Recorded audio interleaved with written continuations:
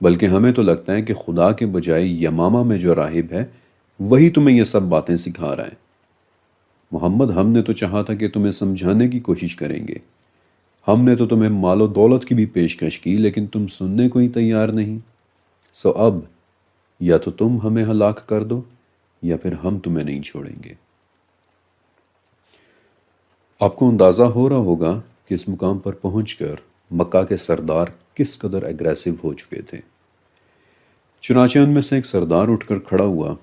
اور کہنے لگا کہ اے محمد، جب تک تم اللہ کو اپنی نبوت کی گواہی دلوانے کے لیے ہمارے سامنے نہیں لے آتے، ہم تب تک نہیں مانیں گے کہ تم ایک نبی ہو۔ پھر ایک اور سردار کھڑا ہوا، اور اس دفعہ یہ عبداللہ بن ربیعہ تھا کہ جو آپ صلی اللہ علیہ وسلم کا پھوپھی زاد یعنی کزن بھی تھا۔ اس نے کہا کہ اے محمد، جب تک تم آسمان میں سیڑھی لگا کر چڑھنا شروع نہیں ہو جاتے، یا جب تک تم آسمان سے فرشتوں کو نہیں لے آتے، ہم تب تک نہیں مانیں گے کہ تم نبی ہو۔ جب کعبہ کے گرد موجود یہ سردار اس قدر اگریشن دکھانے لگ گئے اور آپ نے دیکھا کہ اب تو یہ ایک بھی بات سننے کو تیار نہیں، تو آپ صلی اللہ علیہ وسلم اٹھے اور وہاں سے چل دیے۔ لیکن آپ کے جانے کے بعد ایک بہت بڑا سردار اٹھا اور کہنے لگا کہ بس اب میری برداشت جواب دے گئی ہے۔ محمد نے ہمارے دین کو تباہ کر دیا، ہم میں پھوٹ ڈلوا دی، لیکن پھر بھی ہم نے ان کے ساتھ مصالحت کی کوشش کی، مگر اب میری برداشت جواب دے گئی ہے، اور اب میں اللہ کے سامنے عہد کرتا ہوں کہ کل جب وہ کعبہ میں نماز کے لیے آئیں گے اور سجدے میں جائیں گے،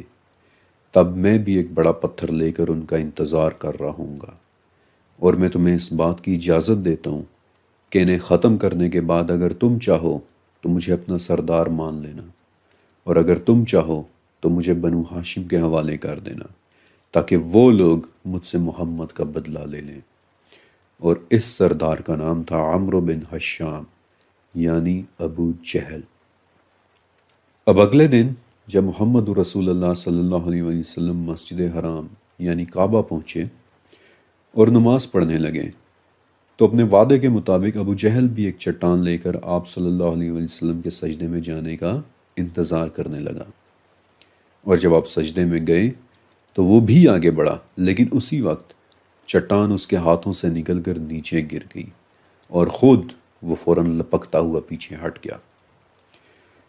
جب بعد میں اس سے پوچھا گیا کہ اس وقت کیا ہوا تھا،